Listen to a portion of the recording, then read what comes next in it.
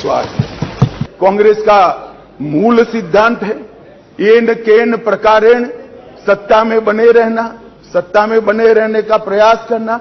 ना इसके लिए सिद्धांत होते हैं, ना नीतियां होती है, ना औचित्य होता है।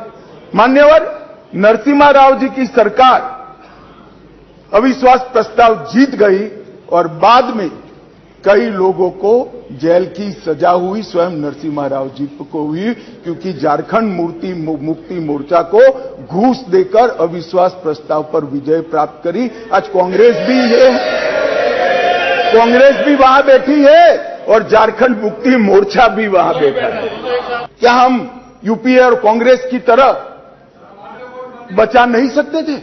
बचा सकते थे, मगर मैंने कहा ना कि कई बार संकट के समय गठबंधनों और पार्टियों का चरित्र उजागर होता है।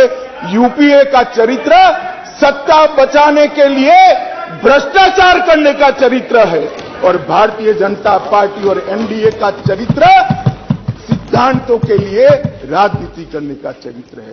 एक वोट से हमारी सरकार गई, एक वोट से हमारी सरकार जरूर गई, परंतु अंत में क्या हुआ? बहुत बड़े बहुमत के साथ अटल जी फिर से देश के प्रधानमंत्री। दो चरित्र आज इस विश्वास प्रस्ताव पर की चर्चा के माध्यम से मैं 130 करोड़ की जनता को याद कराना चाहता हूं।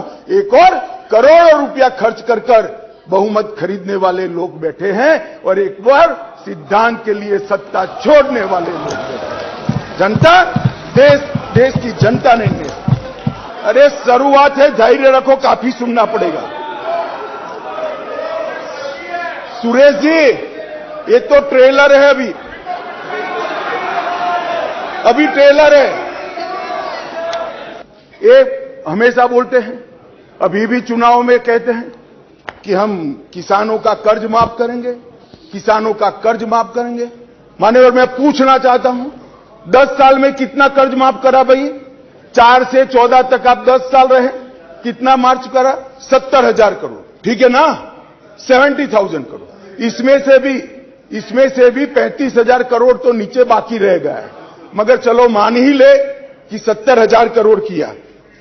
हम किसी का कर्ज माफ करने में विश्वास नहीं करते हैं, उसको कर्ज ही न लेना पड़े, ऐसी व्यवस्था देश के किसान तय करें कि एक और 70,000 करोड़ का कर्ज की लॉलीपॉप देने वाली यूपीए सरकार और एक बार सम्मान के साथ इसके घर में सम्मान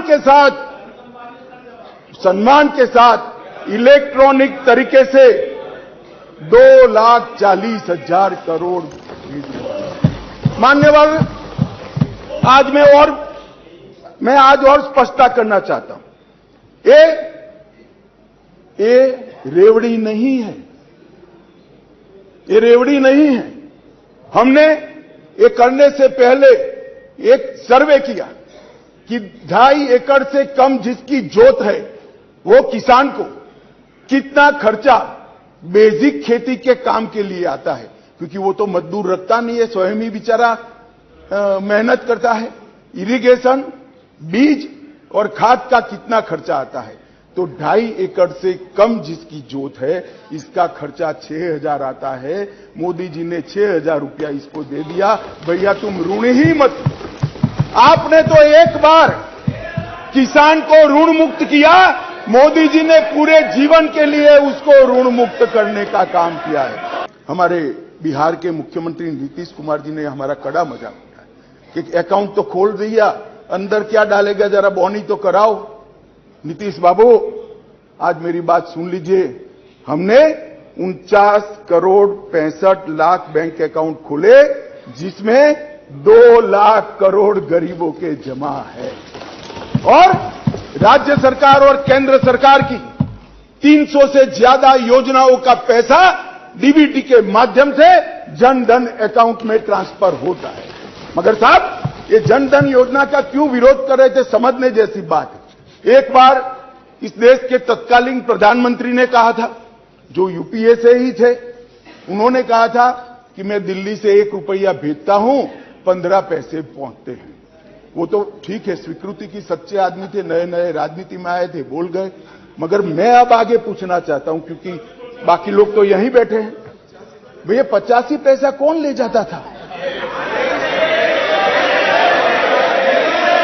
ये 85 पैसा कौन ले जाता था?